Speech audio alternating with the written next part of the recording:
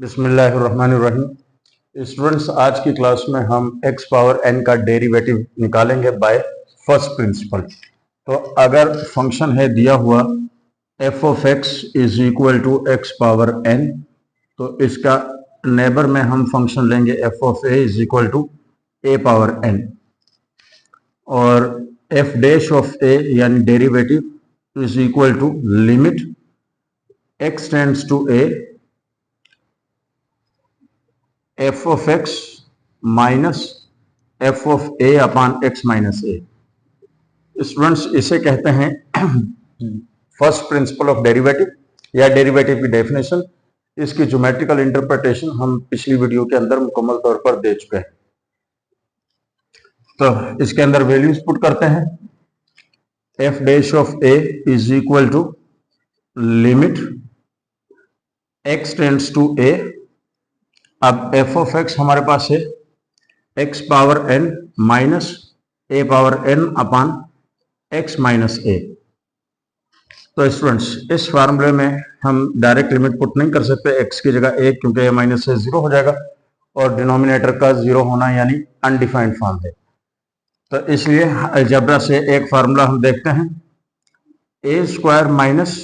b square is equal to a plus b into a minus B.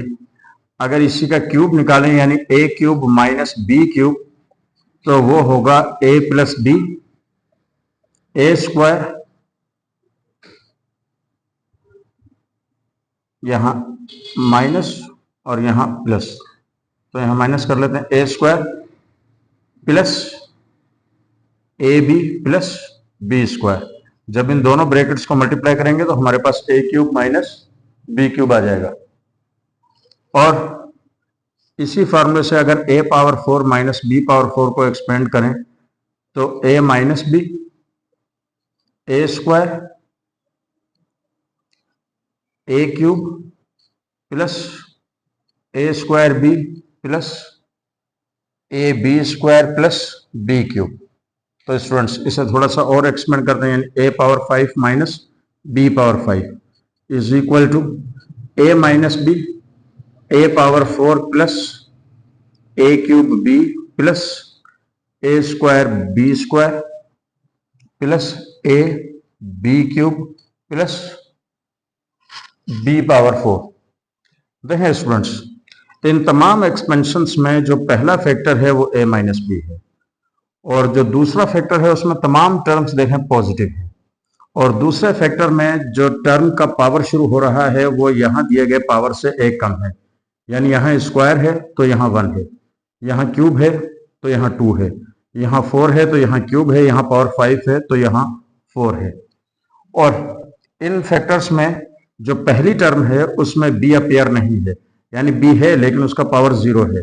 तो a का power 4 b का power 0। अब a के power को कम करते जाएं और b के पावर को बढ़ाते जाएं,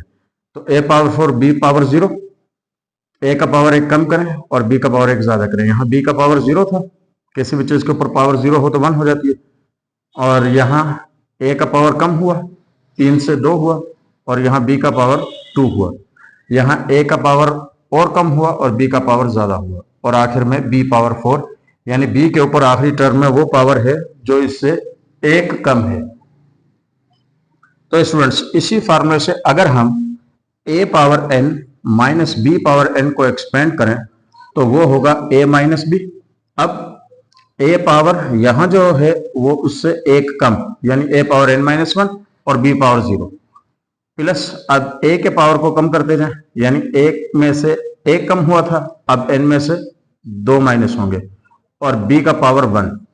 plus a power n minus 3 और b स्क्वायर प्लस a के पावर को कम करते जाएं और b के पावर को बढ़ाते जाएं, b cube plus a power n minus 5 b power 4 और प्लस सो ऑन। ये टर्म्स कहां जाकर खत्म होंगी? b पावर n माइनस 1 पर। स्टूडेंट्स, एक बात और देखें, इन तमाम एक्सपेंशंस में ये जो दूसरा फैक्टर है इसमें नंबर ऑफ टर्म्स उतनी ही है जितना यहाँ पावर है। देखें, यहाँ पावर 2 है तो 2 टर्म्स, 3 है तो 3 टर्म्स, 4 है तो 4 टर्म्स, 5 है तो 5 टर्म्स, तो यहां n है तो यहां नंबर ऑफ टर्म्स होंगे n। तो इस फार्मूले को हम अपनी इस लिमिट में यूज कर सकते हैं। f dash of a is equal to limit x tends to a और x power n minus a power n, यानी पहली टर्म होगी इसकी x पावर n, हमारे पास x की जगह है a और b की जगह है यहां a, तो a माइनस b का मतलब होगा x माइनस a। अब इस फॉर्मूले से x का पावर n माइनस 1 और a का पावर 0, जो यहां हम नहीं लिखेंगे क्योंकि वो 1 हो जाएगा, और प्लस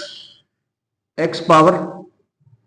n माइनस 2, a का पावर यहां 0 था यहां 1, plus x power n minus 3, a का पावर यहां 1 ज्यादा कर दें, और प्लस x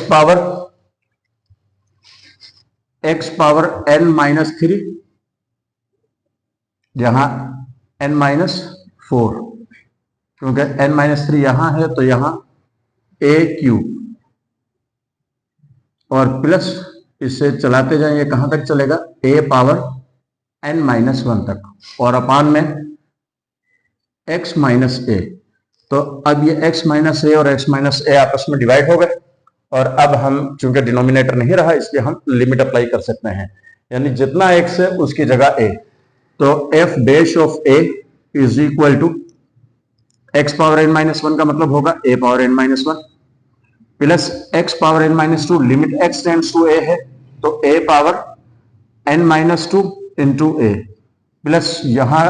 x की जगह a लिमिट पुट करें n माइनस 3 और a स्क्वायर, प्लस यहां x की जगह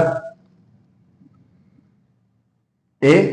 तो n माइनस 4 और a क्यूब, और up to a power n minus 1।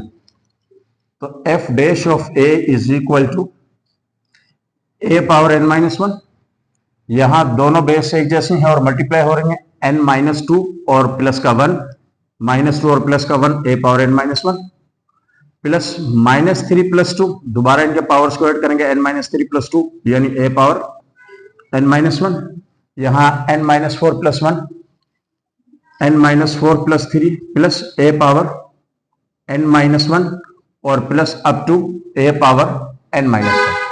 तो स्टूडेंट्स, मैंने आपको बताया था कि इस दूसरे फैक्टर में जो नंबर ऑफ टर्म्स हैं वो इस n के बराबर हैं, और ये हमारे ये दूसरा ही फैक्टर है जो ये हमारे पास यहाँ चल रहा है।